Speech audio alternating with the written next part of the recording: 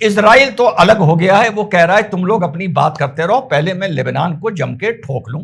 अभी कल भी बॉम्बिंग करी है, वो सीजफायर वहां भी गया तेल लेने। पाकिस्तान की बहुत जबरदस्त फिजियत हो रही है और ईरान के सोशल मीडिया में पाकिस्तान को बहुत जबरदस्त ट्रोल किया जा रहा है। अब बढ़ते हैं आगे अपडेट पे। अपडेट में यह है साथियों कि जो अमेरिका ने स्ट्रेट ऑफ हरमुज पर ताला मारा, जो ईरान ने स्ट्रेट ऑफ हरमुज को हथियार बनाया, तो यूएसए ने भी स्ट्रेट ऑफ हरमुज को हथियार बना दिया। प्रथम दृष्टिया जो रिपोर्ट्स आ रही हैं उससे ऐसा लग रहा है कि वो दबाव काम कर रहा है और पाकिस्तान में जो second round of cease fire talks होने जा रही थी, वैसे तो वो अभी तक भ्रम में लटकी हुई हैं। ट्रंप कभी कहता है बस होने जा रही है, सब फाइनल हो गया है, कभी कहता है टॉक नहीं होगी तो बहुत बम मारूंगा, कभी ईरान का कोई नेता कहता है, जितने भी बचे हैं, ईरान का कोई नेता कहता है कि हम जोर जबरदस्ती से तुम हमें सीज फायर टॉक्स नहीं करवा सकते हो, प्रेशर में नहीं ले सकते हो।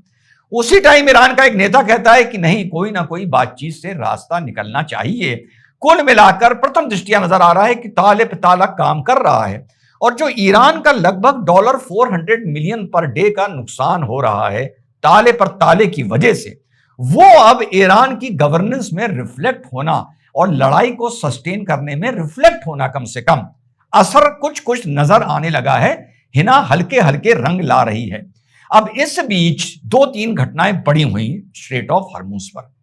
पहला तो यह नजर आ रहा है, जिसमें थोड़ी देर में बात करते हैं, कि मानो रशिया ने और चाइना ने ऊपर ऊपर अंडरस्टैंडिंग कर कर ईरान को अलग थलग छोड़ दिया है। वो मुंह की लफ्फाजी ये सब करते रहे, वो अलग बात है, खाना पूसी, लेकिन मोटे मोटे तौर पर अलग थलग छोड़ दिया है।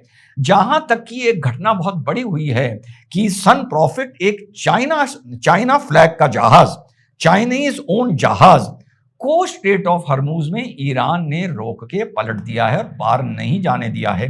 ये बहुत बड़ी खबर है इंटरनेशनल जियोपॉलिटिक्स के हिसाब से, मिडिल ईस्ट जियोपॉलिटिक्स के हिसाब से, क्योंकि मान के ये चला जा रहा था कि चाइना के जहाज तो अपने घर की तरह स्ट्रेट ऑफ हरमुज में जाएंगे निकलेंगे, कोई रोकने टोकने वाला नहीं है, लेकिन ईरान ने रोक टोक दिया है।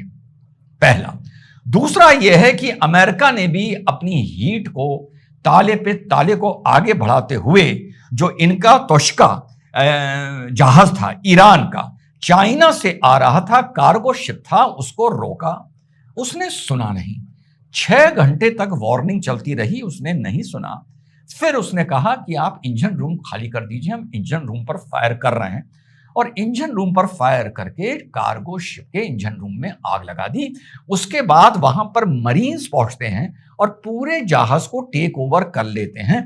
उसके बावजूद भी ईरान ने कोई अभी सैन्य रिटेलिएशन नहीं किया है और कहीं ना कहीं बात करने और ना करने के बीच में झूल रहा है।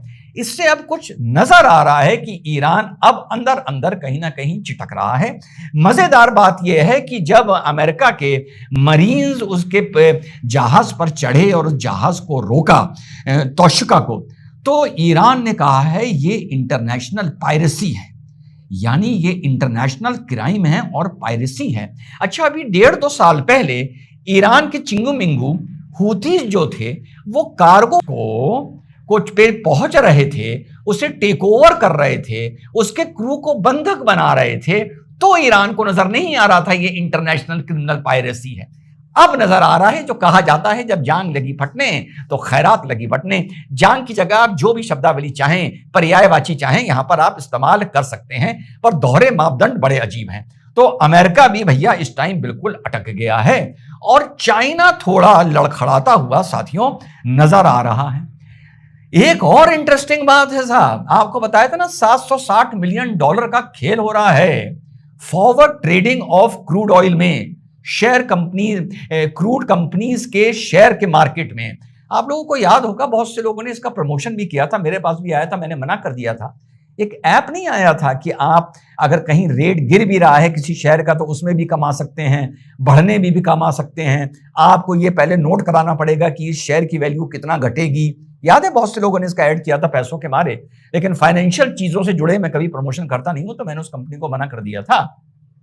उसी तरह की ट्रेडिंग में $760 मिलियन से बढ़कर खेल $1 बिलियन का हो गया है सट्टा बाजार और शेयर बाजार में, कि कब क्रूड ऑयल की वैल्यू गिरेगी और कब बढ़ेगी, ये अपने आप में साथियों बड़ी इंटरेस्टिंग बात है। अब इसके साथ साथ एक चीज अब साथियों साफ नजर आनी शुरू हो गई है कि रशिया ने और चाइना ने धीरे धीरे ईरान का साथ छोड़ दिया है। रशिया ने जो साथ छोड़ना शुरू किया, जो रशिया का control Bushehr nuclear power plant था, जो अकेला ऑपरेशनल न्यूक्लियर पावर प्लांट था ईरान का, जहां पे लगभग 118 रशियंस मौजूद थे, वो रशिया ने धीरे धीरे कर लगभग पूरा खाली कर दिया है। और ईरान को छोड़कर उनके जो भी वहां पर लोग मौजूद थे वो रशिया वापस लौट गए हैं। और जब स्ट्रेट ऑफ हरमूज पर ताला लगा तो रशिया ने मौके का चौका मारते हुए सीधे चाइना के साथ अभी 10 दिन पहले एक एग्रीमेंट किया कि क्रूड ऑयल मैं तुम्हें बड़ा बढ़िया दूंगा और ट्रांसपोर्टेशन कॉस्ट भी नहीं आएगी, क्योंकि वो ऊपर से सिर्फ रशिया से चाइना आना है, यहां से पूरा घूम के श्रीलंका के नीचे से होते हुए स्टेट ऑफ मलाक्का के होते हुए वो चाइना पहुंचता था। तो आपको छूट भी मिलेगी और माल भी आपको डिलीवरी टाइम पर मिलेगी। सीधा सीधा नजर आ रहा है कि रशिया ने 3-4 मैसेज दिए हैं। चाइना को मैसेज दिया है कि तुम्हें इतनी दूर ईरान से ऑयल लेने की जरूरत क्या है, तुम्हें जितना सस्ता वहां पर मिल रहा है उतना मैं तुम्हें दूंगा। रशिया ने ईरान को मैसेज दिया है कि देखो भाई, तुम्हारा छिना हुआ मार्केट या तुम्हारा बंद हुआ मार्केट मैंने बुना लिया है, क्योंकि अगर रशिया चाइना से ये डील ना करता तो चाइना ब्लॉकेड तोड़ने के चक्कर में लग जाता। तो वहां भी फिलहाल चीज न्यूट्रल होती नजर आ रही है कि रशिया ने ईरान को भी मैसेज दिया है कि तुम्हारा जो मार्केट हाथ से निकल रहा था वो मैंने भुना लिया है। और साथ साथ अमेरिका को भी ये मैसेज दिया है कि अगर मैं ना भुनाता तो चाइना इस ब्लॉकेड को तोड़ता तो मामला बहुत बिगड़ जाता। अब मेरे चक्कर में चाइना भी इस ब्लॉकेड को नहीं तोड़ेगा। तो ये बात तो हो गई रशिया की। चाइना का यह है कि चाइना सस्ते दामों पर ईरान से ऑयल लेता था और इनको टेक्नोलॉजी हैंडओवर करता था। जितनी भी ईरान इस टाइम, ये बात सुन लीजिए, जितनी भी 2017 के बाद ईरान के सैंक्शन लगने के बाद ईरान अपने मिसाइल्स में अपनी टेक्नोलॉजी दिखा रहा है, for the stupid media of the world and stupid commentators and experts of the world, ये सारी टेक्नोलॉजी चाइनीज है। सारी टेक्नोलॉजी ये चाइनीज है, जिसको रिवर्स करके या असेंबल करके या चाइनीज एक्सपर्ट्स के साइंटिस्ट के दम पर ईरान ने पिछले मात्र 10 साल में क्रिएट किया है, 2017 में अपने ऊपर सैंक्शंस लगने के बाद। तो ये कोई उनकी इजाद करी हुई कोई टेक्नोलॉजी नहीं है जो होता है ईरान का डांसिंग बॉम्ब, ईरान का क्लस्टर बॉम्ब, ईरान का hypersonic bomb. All the technologies have come from China in the last 10 years। अब ईरान ने क्या गलती करी? ईरान ने गलती ये करी जो मिडिल ईस्ट को बॉम्ब करना शुरू कर दिया। ईरान को क्या राय दी थी? स्ट्रेट ऑफ हरमूज खोल दो और मिडिल ईस्ट पर बॉम्ब करना बंद कर दो, तो तुम नैरेटिव वॉर भी जीतोगे और लड़ाई ज्यादा लंबी याद है सस्टेन करोगे। अमेरिका ने तो थोड़ी बहुत भैया की सुन ली। ट्रंप अक्सर रात को मेरे वीडियो देखता है, और ईरान ने नहीं सुनी। एक बार सुनी थी कि 100 बम मारने हैं तो 100 मारे थे, कि रिजवान ने बोला है 100 से ज्यादा नहीं मारने हैं, फिर नहीं सुनी। अगर सुन लिए होते तो ईरान की आज पोजीशन थोड़ी सी मेरे साथियों दूसरी होती। अब चाइना का ईरान के साथ अलग स्वार्थ का रीजन है, लेकिन चाइना का जो बेल्ट एंड रोड इनिशिएटिव है वो भी मिडिल ईस्ट में घुस गया है, और चाइना एक स्ट्रेटेजिक साइलेंस मेंटेन कर रहा है, क्योंकि ईरान ने मिडिल ईस्ट को अटैक कर दिया।